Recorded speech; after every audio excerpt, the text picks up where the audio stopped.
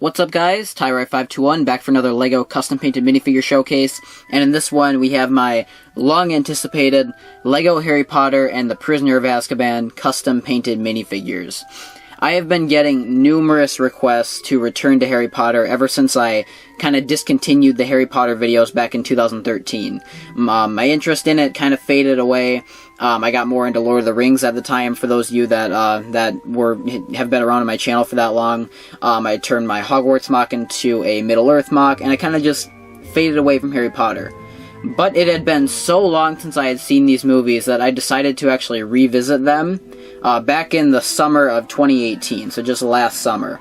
And while rewatching all of them, I was really just blown away by just how nostalgic they made me, how much they captured that youthful feeling that I was hoping they would. And when rewatching them, The Prisoner of Azkaban was by far my favorite movie of the entire series. Deathly Hallows Part 2 was definitely a close second, but I think that Prisoner of Azkaban is the perfect blend of the darkness of the later movies and the lightheartedness of the earlier movies. And of course it was directed by the legendary Alfonso Cuarón, who of course directed the magnificent Children of Men and the Oscar-nominated Roma, which I was also a fan of. He is a very... Oh, and then Gravity, of course, too. I wasn't the biggest fan of Gravity, but I really appreciate the filmmaking in that movie. He's one of the most skilled directors working today. I love the way he uses the camera, the way he shows kind of, constant movement, the way he's always got the camera following the characters. It's just this very... there's always this, fluidity in his shots. And he really directed the movie insanely well. Like I said, I think it's the perfect blend of lightheartedness and darkness, and it features some of my favorite characters in the series. The introduction of Lupin and Sirius Black, probably the creepiest element of the entire series being the Dementors. I think the humor is definitely on point in this one. I love the time travel aspect of it, and it's just overall my favorite of the entire series. This is not going to be a permanent return to Harry Potter, I should say. This is just kind of a one-time thing. I don't really have plans to, make other... there's a chance that maybe in the future I might want to do a series of Deathly Hallows figures where I make a couple of the main characters in, battle-damaged form, and then I make, a Voldemort character. But for the most part, this is, at least as what I'm planning right now, is for this to just kind of be a one-time showcase, because I wanted to commemorate these movies that I used to love so much, and recently rediscovered my love for. So don't expect any new Harry Potter mocks, or minifigure showcases other than this one. But I will not completely rule it out for the future. There is a chance, but like I said, just don't expect it. There's a chance it might come, but I'm not entirely sure yet. So we've done enough talking, we've done enough introducing. Let's jump right into this showcase with Harry Potter. So first up, of course, is Harry Potter, portrayed by Daniel Radcliffe, of course our protagonist for the entire series. I painted the main trio, or really all the characters, in their outfits towards the end of the film in the magnificent Shrieking Shack scene, which I think is probably one of the best scenes of the entire series, as far as just kind of the characters going back and forth and the dialogue in that scene, and just kind of the mystery factor of it. That whole scene unfolds almost like a killer reveal type thing in a mystery movie. So it's a very cool, very well-paced, and well-acted scene. So, I want to make all the central players from that scene, with the exception of Peter Pettigrew, just because he's a very minor character.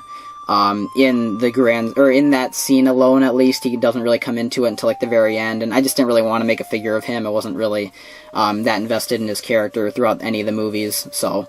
but starting with Harry Potter here, of course, he's painted in the light blue shirt that he's wearing. You can kind of see it coming down over his over the belt area of his pants, his waist. He's wearing some tan pants with some black shoes painted on. If we open up his jacket or his sweatshirt type thing, you see he's just got some creases in his shirt, with a little bit of a dirt stain there that he gets in the scene. His jacket is made out of dark blue construction paper. You can kind of see the zipper and the lapels painted on there. You see the white stripes of his jacket on his arms. If we kind of move them up right there, you see more detail in the back of his jacket, the collar of his shirt, and then just this little line down there.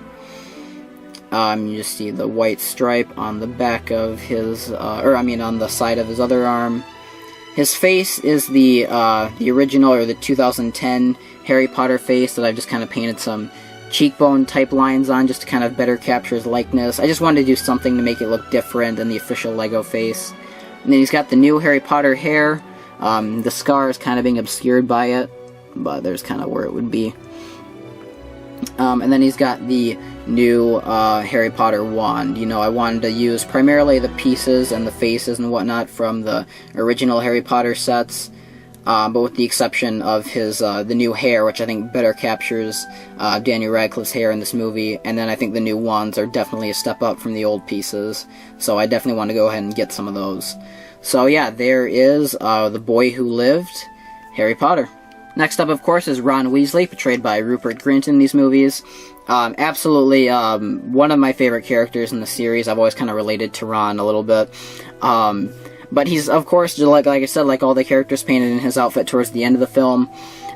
He's got these gray pants painted on. He wasn't wearing a belt in this scene, at least not in the reference pictures I was using, so I just kind of painted the little zipper and button at the top of his pants there. He's got some dark brown, or just regular brown shoes, not dark brown. His vest, or his sweater, I did something that I very, very rarely do, and that's I actually mixed paints. I mixed a lot of dark red and brown till I got the decent, or a decent color that matched his outfit in the scene. All this work was for nothing, by the way, because I've seen leaks of the new Harry Potter figures that are coming out later this year, and they're doing like a wave with like Prisoner of Azkaban sets. I think all three of the trio are coming with their outfits from this scene in the new Hagrid's Hut set. So all my work trying to get these outfits as accurate as possible is just wasted, because now they're going to be officially printed figures. I probably won't be buying the sets anyway, so it's not a big deal, but yeah, so I did mix the paints. I think I did a decent job capturing the color, because I didn't want to do just a regular Lego's dark red, because that wasn't dark enough, so I decided to mix it till it looked good enough, and I think this is a pretty good color that matches what he was wearing in the scene. He's just got some gray wavy lines going up his torso to represent, I don't know, the stitching of the fur pattern of his sweater. You see he's wearing a red shirt underneath. You can just see some creases underneath the sweater there, and you can see kind of just the collar of his shirt with his skin at the top. The arms were also painted the same color. In fact, I think under one of his arms, like on the side of the torso, I think the paint started to fade away or started to wear off, but the paint that I mixed had already long since dried, so I couldn't touch it up at all, so I just kind of keep his arms always down so you can't see that. You can see the wavy pattern on the back. It actually looks a little better than it does on the front, and then the collar of his sweater, and then just some more creases down at the bottom of his torso. He's got, of course, one of the new wands. He's got the Luke Skywalker hair, which I felt matched his hairstyle the best from this movie. And then his face is just a generic male face. I ordered a couple of these off Bricklink a few weeks ago, or a few months ago. If I ever have a figure where I want to make a face for them, but there's just no faces in my collection that match it, I just kind of ordered a bunch of these very generic male faces, and I just kind of customized them and erased everything but the eyes to kind of capture their likeness as best I can, if I don't have any other pre-existing faces that match what I'm looking for. So that's what I did with Ron. His likeness maybe could have been a little bit better, but I like it. I kind of painted some lines around his mouth, and his mouth is kind of painted on there. It's supposed to, he's kind of looking worried. And then I think I touched up his eyebrows, although I can't remember. It's hard to tell from the angle I'm looking at it. But overall, I think it looks pretty good. I think it looks like Rupert Grint enough, and yeah, I'm very happy with this figure. Like I said, I like that I custom painted I like that I kind of, for the first time in a while, I actually mixed paints, and I think it turned out looking very cool. So there is Ronald Weasley. You tell those spiders, Ron. Yeah, I'll tell him. Next up is Hermione Granger, of course, portrayed by Emma Watson. She's painted in the pink sweatshirt that she wears towards the end of the movie. And I really like the way this came out, actually. I put a lot of different creases and different kind of, just details in. You can see the pockets of the sweatshirt right there, and the zipper, and then kind of her hood. Then the line is showcasing her figure, and then it kind of comes down over her waist. I originally decided to paint on the belt, But she's wearing, the reference pictures I was using, she's wearing this almost like rainbow belt in the scene, and I had to do like 4 or 5 just different strips of lines, like kind of along this waist piece, and it ended up looking kind of clunky and kind of weird and a little bit too over detailed, so I just kind of painted the sweatshirt coming down over her waist to avoid having to paint that belt on. So I think it was kind of a cheap way out of that, but I think it looks a lot better than the original thing, than what I originally had painted on. She's wearing blue jeans, and then of course she's got black shoes painted on. She's got one of the new wands, as you can tell. Believe it or not, I actually didn't have any pink arms, or at least arms that match this shade of pink. So her arms are actually, I think, like Lisa Simpson arms, where it's got the yellow kind of at the halfway point. They're like supposed to be short-sleeved arms. And then I just painted them in my standard pink paint. I just painted over everything, the pink that was already on there, as well as the yellow that was on those arms. And I was lucky enough that my pink paint actually matched the official LEGO torso paint, or the official color of the torso. So I was fortunate enough for that to work out. If we go to the back of the torso, we can see that she's got just some more creases, and you can see the back of her hood kind of hanging down behind her hair. Then just some more lines showing her figure, and then continuation of her sweatshirt along the bottom of her torso, or the top of her waist area. Her other arm, which is painted pink, I think the paint's fading a little bit more on that arm. Unfortunately, I should have touched that up. You see she's got a wand, one of the new wands, but this time in a dark tan rather than brown.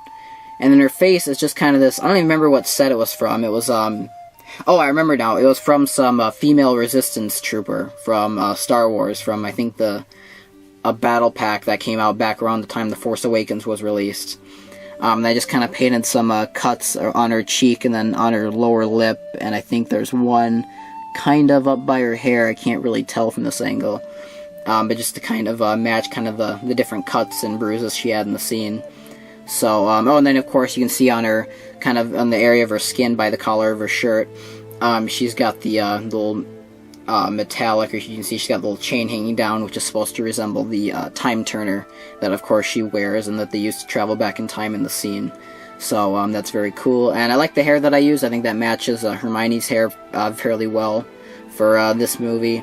For the earlier movies, really, I think around, maybe the 4th or 5th one was probably when, you know, she kind of got like the newer bit of a hairstyle, but I think this hair represents her look throughout the earlier movies. So yeah, there is Hermione Granger. Moving on now to Remus Lupin, the figure that actually turned this figure from a showcase of 3 into a showcase of 7. Believe it or not, I actually just wanted to make the main trio as they appeared in my favorite movie, so I was just going to pick out whatever movie ended up being my favorite in the end, and of course it ended up being Prisoner of Azkaban, and I was just going to paint the main 3 in their outfits from that respective movie. But I really wanted to make Lupin too, because he's my favorite character in the Harry Potter universe. He's portrayed by David Thewlis, who is proved with this movie, and of course with the phenomenal TV series Fargo that you guys know I love, that he is one of the greatest actors working today. And I've always been a fan of Lupin and his character, and I love the whole werewolf aspect of him, and I love that he's one of the few Defense Against the Dark Arts teachers that actually ends up kind of befriending them and being a good guy in the end. So yeah, I've always been a fan of him, always been sympathetic for his character, so I decided to make him, and that's kind of what inspired me to make the others, as well. So he's the one that turned the showcase into much bigger than it would have originally been. So kind of starting with him, he's got, his, torso, he's just kind of painted in this gray suit he's wearing in the scene. You can see it's kind of like half buttoned up. You can see there's a button kind of down at the bottom that's left undone. You can see just different creases on the side of the torso and whatnot, and some overly detailed pockets that ended up looking, packed a lot of detail into a small amount of space, but I think they look pretty good. You can see the skin showing at the top of the collar of his shirt, and then his tie hanging down, with his lapels, of course, of his gray shirt, and then you can kind of see his gray shirt kind of at the bottom here. Whoops. You can see the button and the zipper of his pants, and then, of course, he's wearing brown shoes. He's got another one of the tan wands from the new wave of Harry Potter sets. The back of him, he's just got, anytime I paint a character in a suit, I just kind of do the same detail for the back of their torso. Just, the collar of it, kind of a line going up the length of it to show the, the cleanness of it, or whatever. and then just some more creases in the back and whatnot. And then his face was a Legolas face. It's commonly known in the customizing community as like one of the most overused faces. But I think I made pretty good use of it for this one. You can see I painted his little mustache on, and I painted some lines in his face to kind of, show David Thewlis's, likeness. And then I actually took the idea from another Instagram customizer. I can't remember his name now, but I'll for sure shout him out when I do my when I showcase these guys on Instagram. But he kind of cut lines in his figure of Lupin's face to show the scars, and I thought that was a great idea, so I ended up doing that. I tried to paint the little indents red, but they ended up standing out too much, and Lupin's scars are a little subtle, so I decided just kind of, I decided to leave the scars alone rather than painting them in, and just kind of leave them as like the little indents that they are. And so yeah, so you can see I really like the way those turned out. You can kind of see it when the light reflects on it. And then his hair was sculpted because I couldn't think of any hairpiece that would have resembled his hair well. Shout out to my friend Fishy Figs. I kind of took inspiration from his sculpted hair because his looks phenomenal, looks much better than mine. But I still think I captured the look of Lupin's hair decent with this one. Just kind of turn it around. You can see how that looks. So yeah, I think it looks decent, but like I said, his looks a lot better than mine. So check out his Instagram page and YouTube channel that he very rarely uses. But yeah, that is it for Remus Lupin, my favorite Harry Potter character. Next up, of course, we have Sirius Black, portrayed by the always fantastic Gary Oldman. This is a figure that is probably my most detailed in the showcase, and he was definitely one of my favorites to make, because I wanted to make him in the prison jumpsuit and look all tattered and everything. And I really, really love the way he turned out. His face, I don't even remember what it was. It was something from Pirates of the Caribbean. No, it was Bard's face from The Hobbit. And I kind of added onto the beard. I don't even remember what I did or what I added on or how much customizing went into the face. All I know is I did a lot of modifying.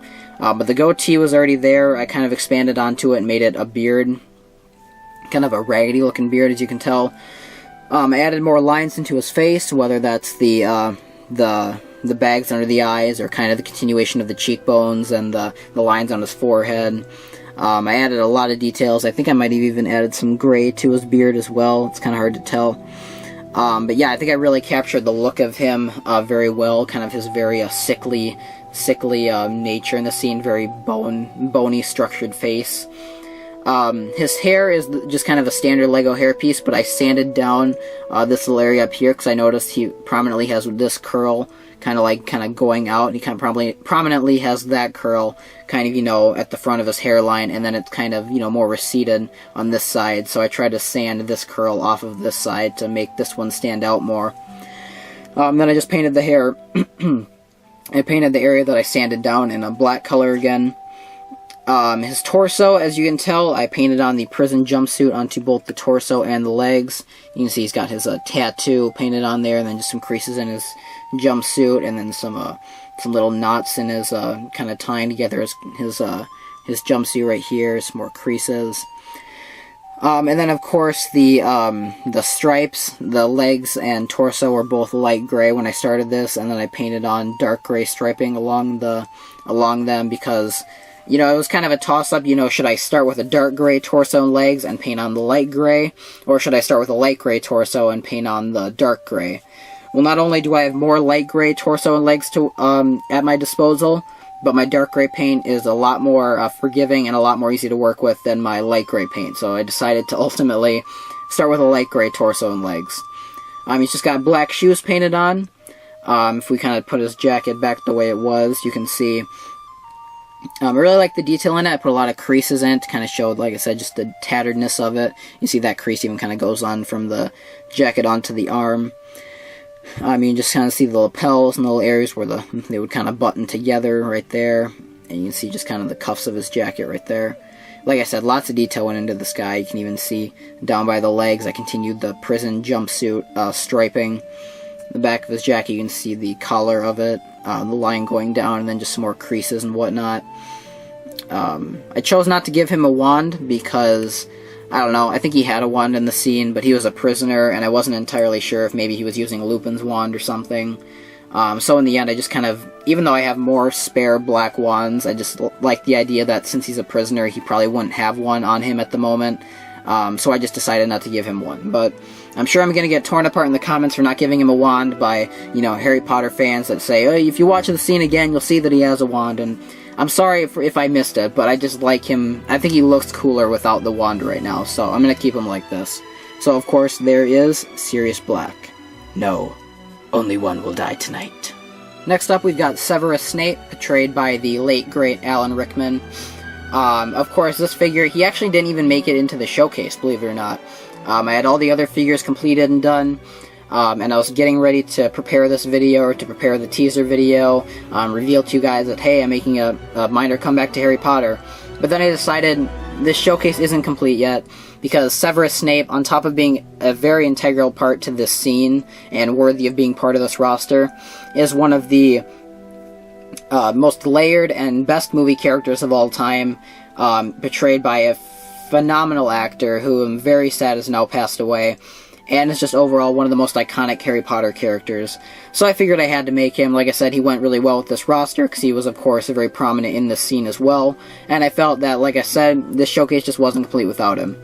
So starting off with him, his face is actually a Lucius Malfoy face, and the reason I went with that is because, well, my Severus Snape, or my Snape face from the 2010 Hogwarts Castle was being used on my Piney figure from Sons of Anarchy, and I didn't feel like paying $5 shipping on Bricklink to order one minifigure head that costs like 45 cents or 55 cents or whatever, something like that.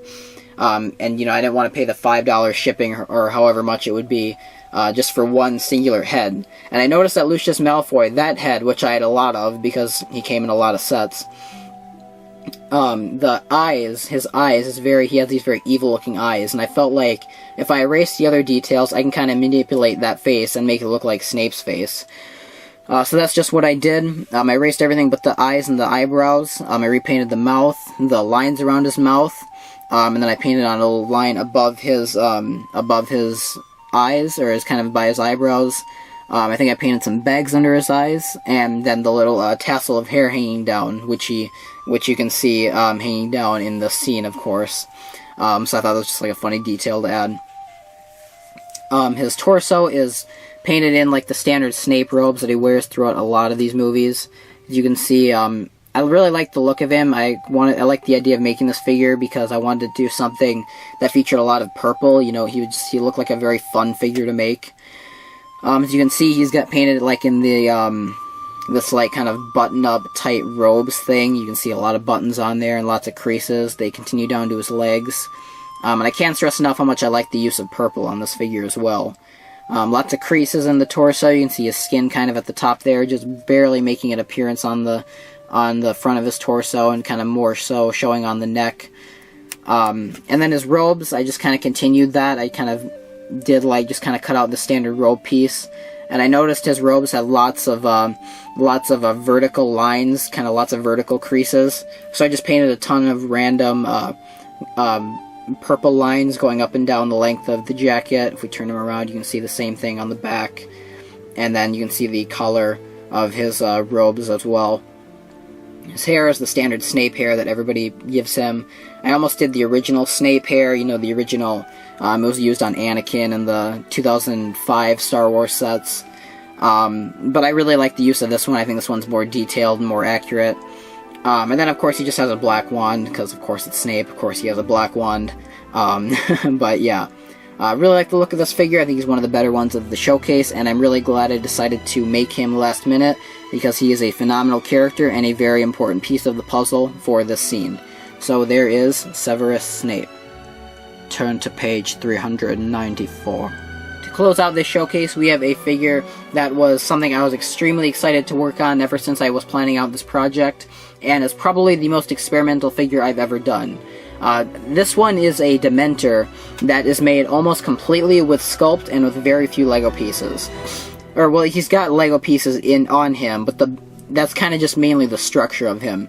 What he's really made with is, I stacked, I believe, 4 of these 1x2 bricks. I put a jumper plate, a 1x2 jumper plate on it, stacked up 2 studs, and then one of those canister pieces. And then I put 2 of these arms kind of just to the side. And what I did was I sculpted everything else kind of around that. I sculpted the entire body, I sculpted the robes, I sculpted the arms that kind of hold, or I sculpted, you know, the tops of the arms that hold these pieces in place, and I sculpted the hood. I just sculpted all around this base because I really wanted to create a Dementor that looked very different than LEGO's traditional Dementor. I wanted to create one that looks like it's actually floating, which is why I chose to use these clear bricks.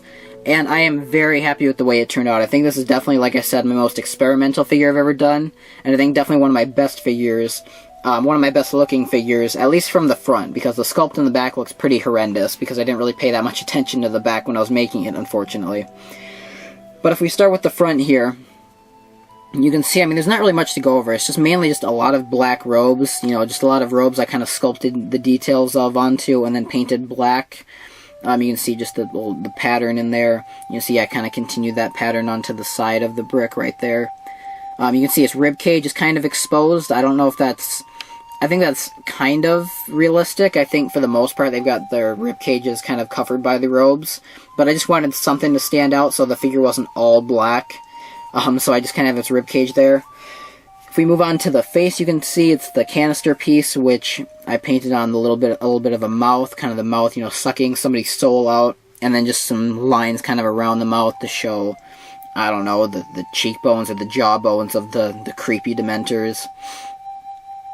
Really, a lot of this figure is just kind of appreciating the sculpt work. I mean, there's really not a lot of painted details other than the face.